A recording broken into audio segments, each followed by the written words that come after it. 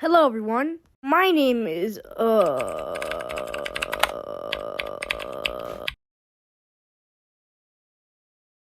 Nicholas, and today I'll be showing you and teaching you about river systems. And you might be like, what is even a river system anyway? Well, a river system is a network of rivers and streams that all flow into a main river and eventually into a larger body of water like an ocean, sea, or lake. Think of this video like an iceberg. We're going to start from the top of the river to the bottom of the river. So starting at the tip of the iceberg, we got headwaters.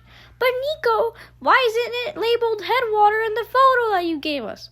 Well, the problem is that it depends on who you're asking.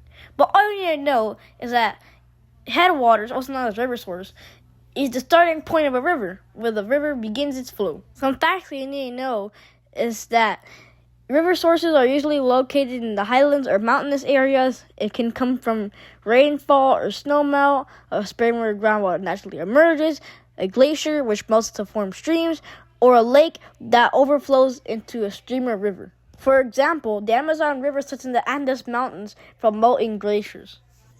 Going from the tip, we got tributaries. Tributaries are smaller rivers or streams that flow into a larger river. Unfortunately, they do not flow into the sea or ocean, but instead they feed water into a main river, helping it grow in size and strength.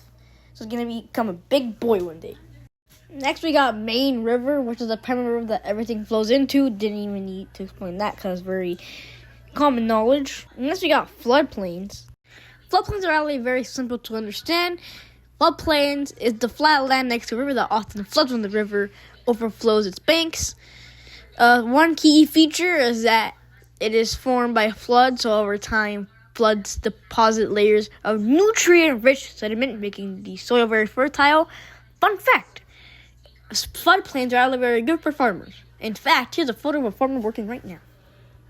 Next, we got meanders. Meanders is a bending, looping curve in a river, usually found in its middle or lower course, where the water flows more slowly and land is flatter.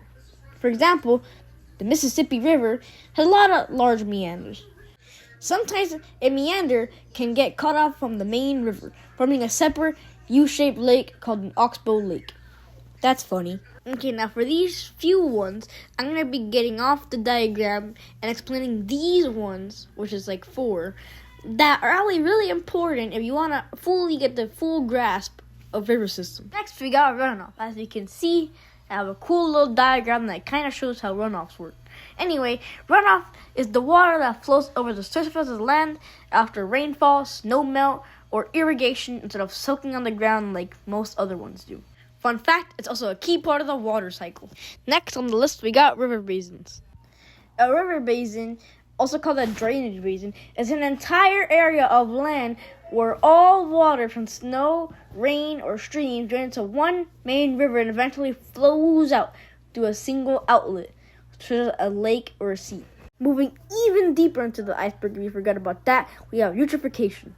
Now don't get so scared because it's a big word.